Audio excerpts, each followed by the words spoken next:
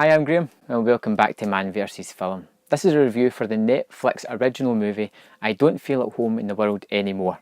This movie is written and directed by Macon Blair, the guy who starred in Blue Ruin, and he was also in Green Room as well. And this is his directing debut. The movie centres on Ruth, a character who is kind of a human doormat. She goes through life letting people just walk over her, not having the courage to really stand up for her convictions. She's a subdued, depressed person who doesn't really see the point in life. And everything takes a turn when she goes home to find that her house has been vandalised, her laptop and her family silver has been stolen, and she decides she's not going to take it anymore. She's going to go out there and find out what happened to it. Now, Melanie Lynskey plays Ruth, and she's really soft-spoken in the movie, which is a sort of strange choice, but it works terrifically well because some of Ruth's language is absolutely fantastic, but because of that soft tone and the way it's delivered, it's even funnier than you would expect. Now, as she's out and about looking for her goods, she stumbles into Elijah Wood's character, Tony, who just looks ridiculous as a character.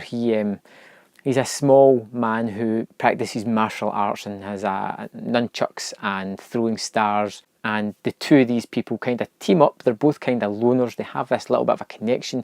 They feel as if they're doing some good, looking for this laptop and silver. And it's basically about the shenanigans that they get into on this hunt for their goods. There is also the tale of the person who robbed Ruth and what they're getting up to. And sooner or later, the two stories twine together to create a really fun climax. This is a difficult movie to categorise because tonally it feels all over the place.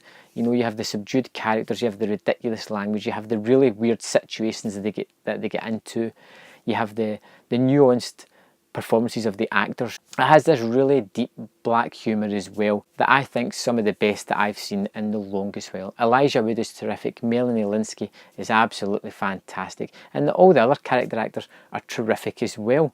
It's a really off-kilter movie that kind of took me by surprise because I didn't really know where it was heading. I didn't know whether it was trying to be funny or not because some of the character moments are just really on the nose.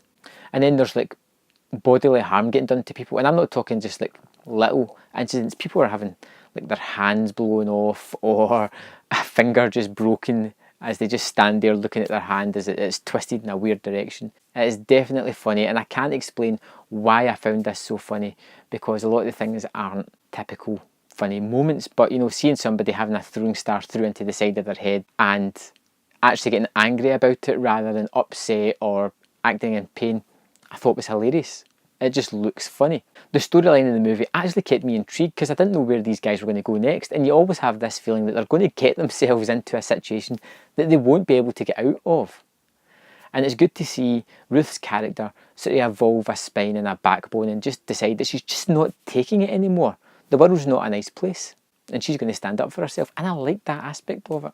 I really liked I Don't Feel at Home in the World Anymore. I gave it 4 out of 5 stars. I thought the performances were terrific. The black humour was exactly the kind of stuff that I just love. The story kept me interested. It's something I'm going to go back and watch again because I did really think it was funny.